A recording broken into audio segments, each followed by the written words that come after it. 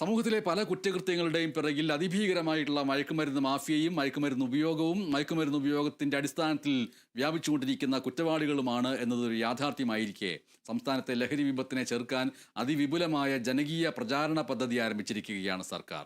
വിവിധ വകുപ്പുകളെ ഏകോപിപ്പിച്ച് രൂപരേഖ ഇതിനുവേണ്ടി തയ്യാറാക്കും എന്ന് മുഖ്യമന്ത്രി വിളിച്ച ഉന്നതതല യോഗത്തിൽ തീരുമാനമെടുത്തു. ലഹരി വിപത്തിനെ ചെറുക്കാൻ എല്ലാ വിഭാഗം ജനങ്ങളെയും വിവിധ വകുപ്പുകളെയും സ്ഥാപനങ്ങളെയും ഏകോപിപ്പിച്ച് അതിശക്തമായ ക്യാമ്പയിന് സർക്കാർ നേതൃത്വം നൽകും. നിലവിലുള്ള എല്ലാ ക്യാമ്പയിനുകളും സംയോജിപ്പിച്ച് ഏപ്രിൽ മുതൽ വിപുലമായ ലഹരി വിരുദ്ധ ക്യാമ്പയിൻ നടപ്പാക്കുമെന്ന് മുഖ്യമന്ത്രി പിണറായി വിജയൻ പറഞ്ഞു. ലഹരി വ്യാപനത്തിനെതിരെ മുഖ്യമന്ത്രി വിളിച്ച ഉന്നതതല യോഗത്തിൽ സംസാരിക്കുകയായിരുന്നു മുഖ്യമന്ത്രി.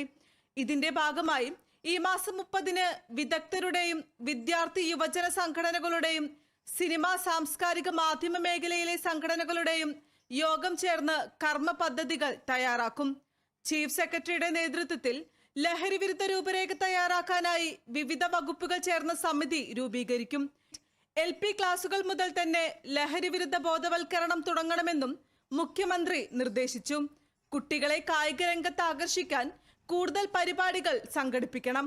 ഹോസ്റ്റലുകളും പൊതുയിടങ്ങളും ലഹരി മുക്തമാണെന്ന് ഉറപ്പാക്കാനുള്ള നടപടികൾ കൈക്കൊള്ളണമെന്നും പരിശോധന കർശനമാക്കണമെന്നും നിർദ്ദേശം നൽകിയിട്ടുണ്ട്.